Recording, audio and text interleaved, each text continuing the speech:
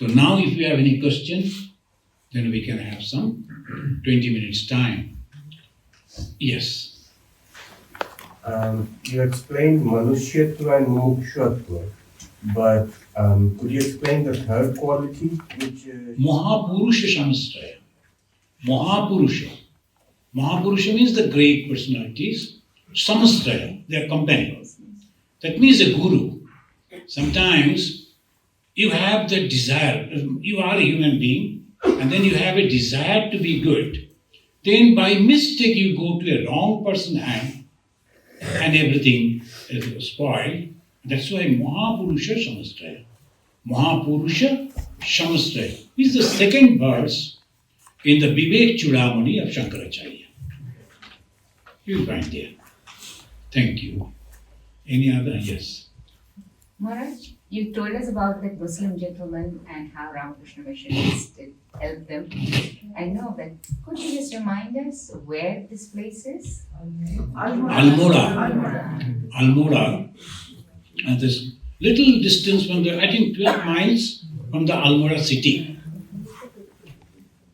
Now that place has been they're protected by some devotees. They give money, so the fencing is there, boundary wall, and that family got a very good house and all that. But whoever devotees goes, they always go over there and help them. And still now the granddaughter of that gentleman, she is looking after that place where Swamiji fell down, and that's. Thank you. Any other question? Yes, sir.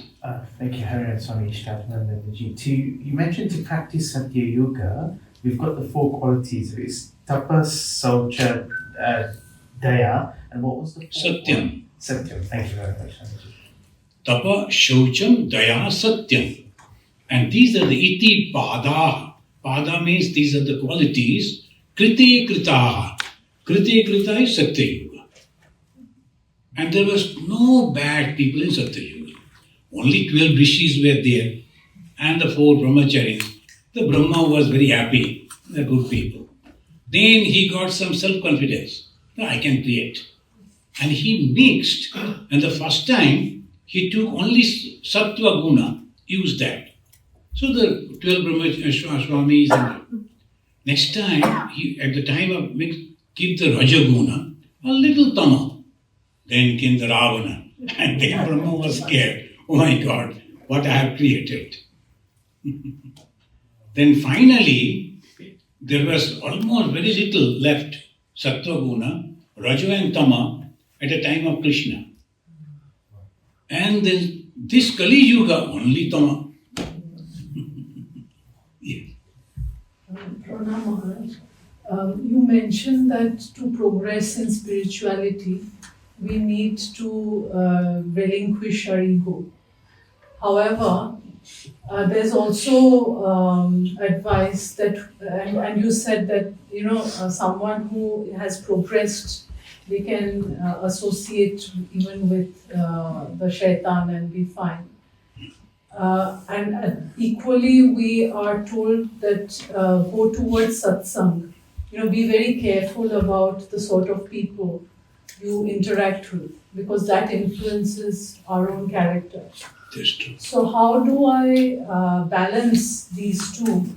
Make sure that I can adjust with people, but at the same time be discerning and be careful about who I associate with, because Ramakrishna Thakur also said that when the plant is small, you need to surround it, Fence that. fence it. Otherwise, it can.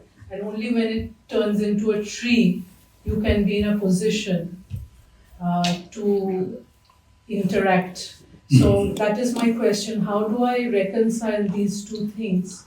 Because I don't feel confident enough sometimes mixing with certain people. That's good. Yeah. It's true. So the one thing is, if you have the male body, then some facilities they get. If the drunkard comes and sit by my side, I will take out my handkerchief to cover my nose, that much. I'm not afraid of him. But a lady will be afraid. So the drunkard. But this time when I was flying, I was afraid. You know why? They allotted me the middle seat. I was very happy. Then in the right side, one lady came. Oh my God, right. And then the left also another lady came. I stood up. No. Because it's a night journey, and obviously even if you are sitting like this, you may go, and it's very, very dangerous, no? This problem thing. If they say anything, then it will be very dangerous. So what to do? I got up and thought that standing is also okay. I can go up and down. Then Arup came, that one young boy, that he came and talked to that lady. One seat was there, so he allowed it. So this, you have to adjust. You have to understand. You have to adjust. Not that they are bad ladies, but the situation. So my body is so big, no? So naturally they are sitting by the side. So it is better not to be there in sins. So that is that. They also appreciated me. So you have to understand where I should go and where I should not. So that is your understanding. Long back, the young age, one of my best friend, I was very close to him.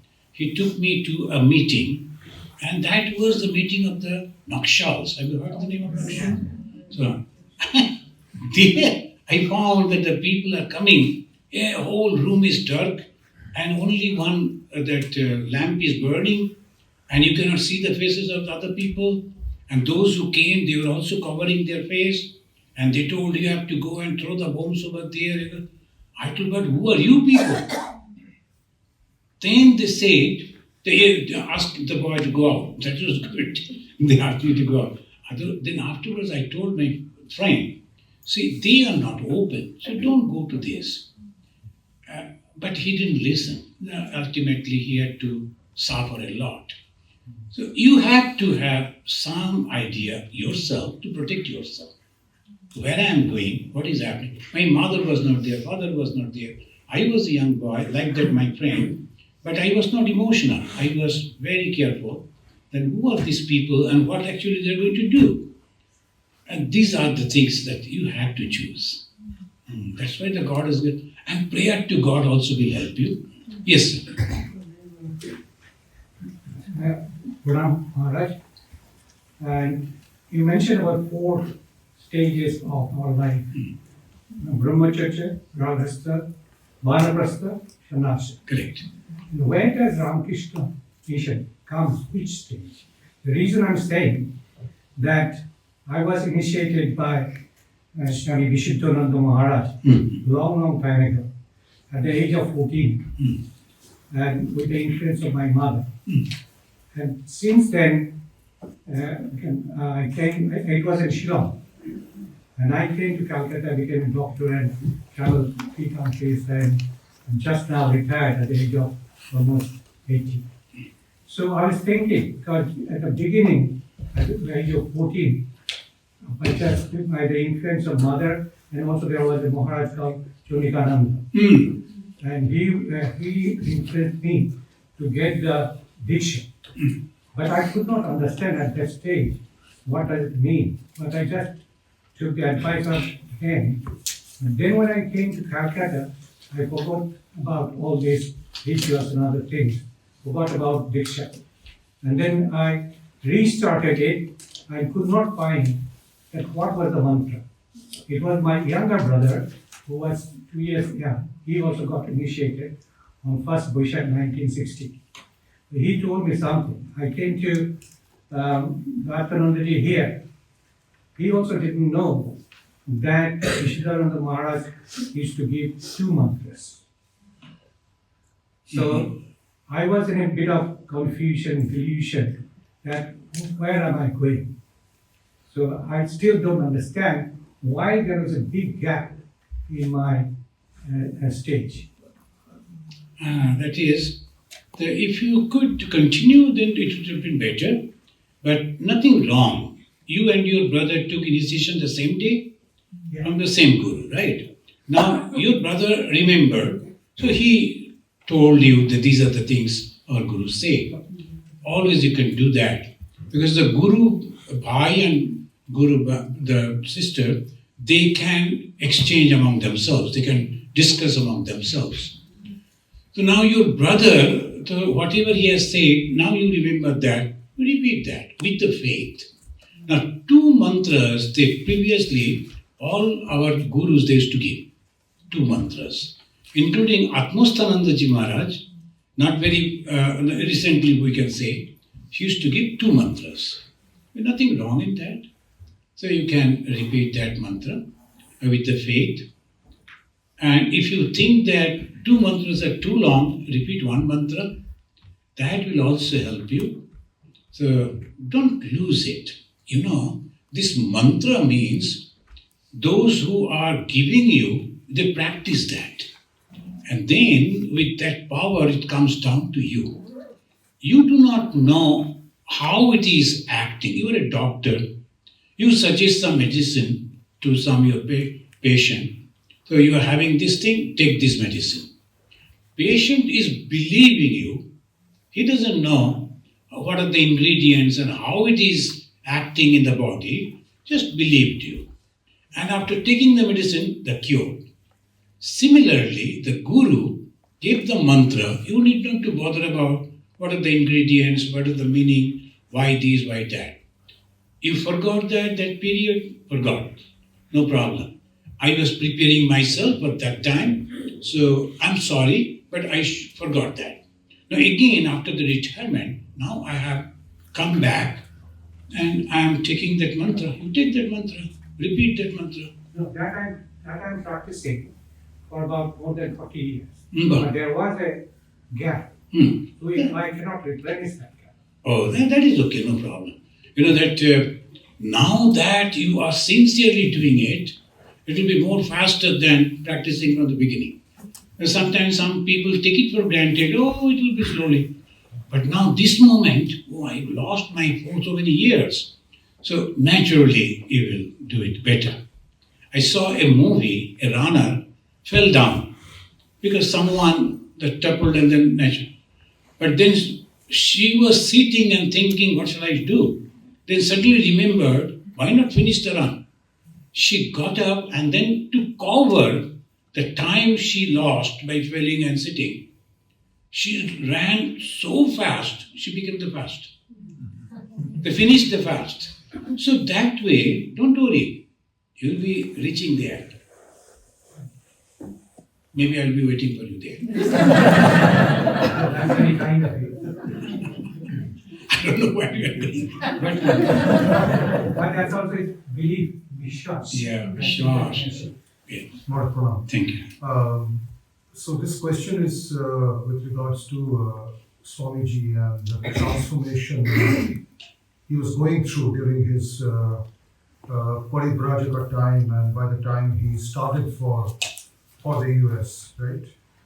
So you mentioned, I'm probably considering the fact that you were alluding to Romarola's book on his life actually.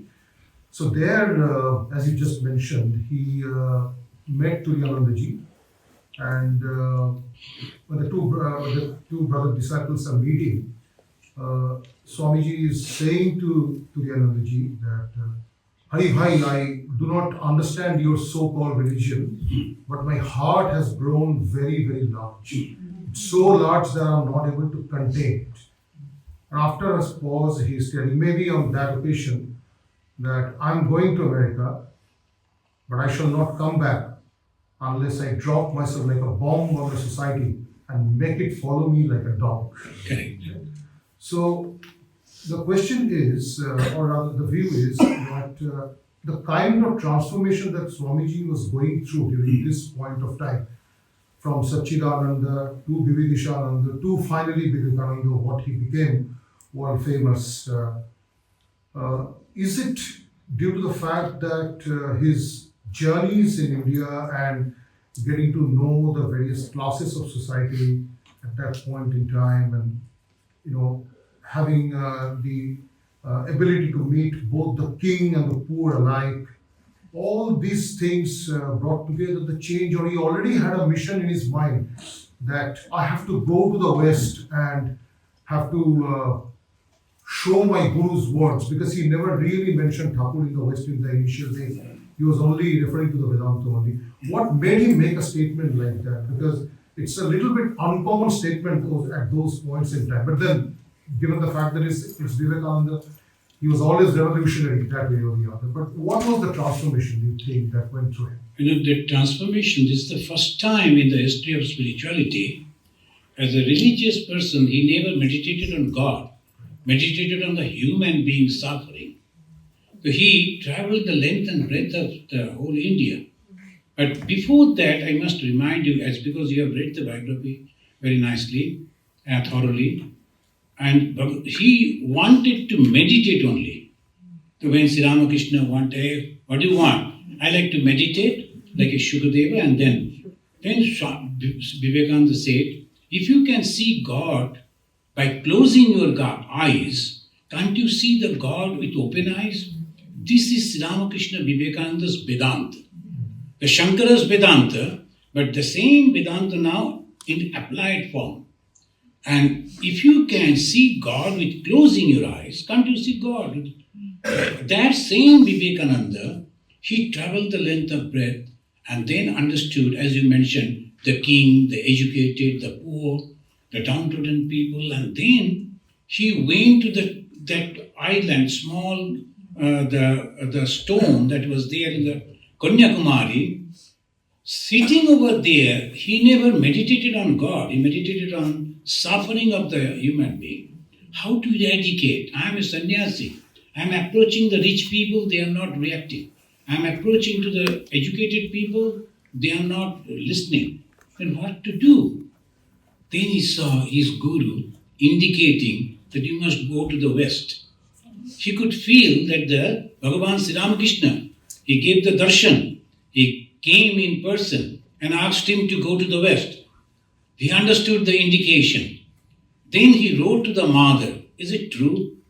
But Sri Ramakrishna is asking me to go. Mother, so all those things that are happening is for you. So these are the transformation. He got the confirmation. At the inside, he understood that what is going to happen. Naturally, when he was going to and because it is not the India of the political or the geographical condition. The political boundary is not that India he mentioned. He mentioned the India, the eternal India, the truth that was there. That is Vedanta. So he was telling, I am going to do that.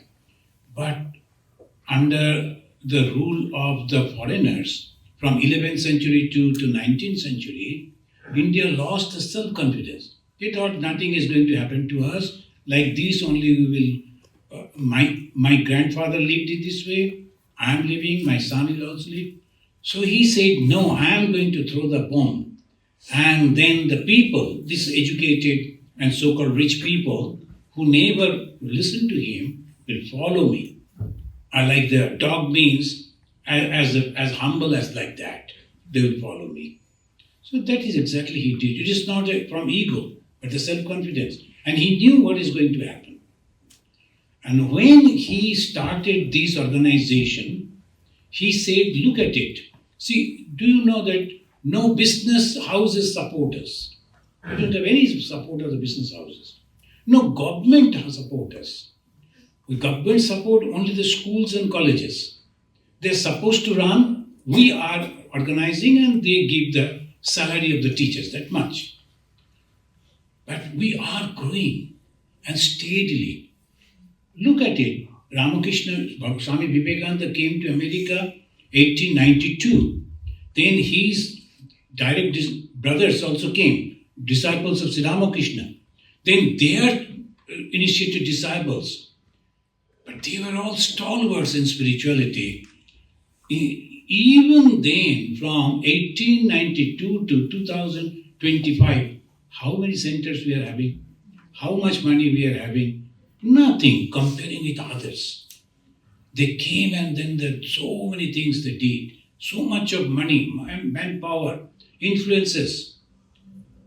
Then if you say, oh, Ramakrishna Mission is not good. No, we are going steadily, but with great honesty. Great honesty. If anyone is giving any donation, immediately we write the receipt. But unfortunately, many of the holy places I have seen, they keep the big boxes. These big, can you imagine? Up to this. You have to climb the steps and then throw. Then why? They say, no, that is called hundi. Then the hundi, those donation that comes, that you cannot imagine the wealth that they are accumulating. Who is giving money over there? One incident I will tell you. I was in Andaman and I was having only 1,000 rupee in my pocket, 50 hungry boys and 3 swamis, 3 or 4. Every day I used to use the water to see that 10 rupees not double going, like that. That is the place I understood the suffering of the people. And every day, night I'm going to bed, tomorrow morning what will happen if the money is not coming? Like this what was going on. At that time, one person, he sent a car, 3 bagfuls of money, big boxes, big like this, and full of money. And he told Swamiji, if you keep these 3 boxes under your bed, after 4 or 5 days, we will take 2 back and 1 will be left to you. And I said, who has sent? That named person. I knew him. It was all black money. He was an officer. He did all this. I knew because people used to discuss that from Delhi a group of people have come to check his house, his office and all that, as they call the raid and all. Now he is trying to save that money and he will sure that no one will come to me to check. And we were in a very poor condition. But I told no, Swamiji, you are making a great mistake. You need not to go to anywhere for donation. So much of money. 1 bag full we will leave to you. I told no, sir, please give it, take it back. I lifted the bag to give it back. No. So with the help of some students, because they are all young boys, because they also helped, I lifted them. Please go. And I were harsh on them. So please go, otherwise I will call police. So they left. I could take that. No, I never. I suffered a lot, but will never help this type of dirty money.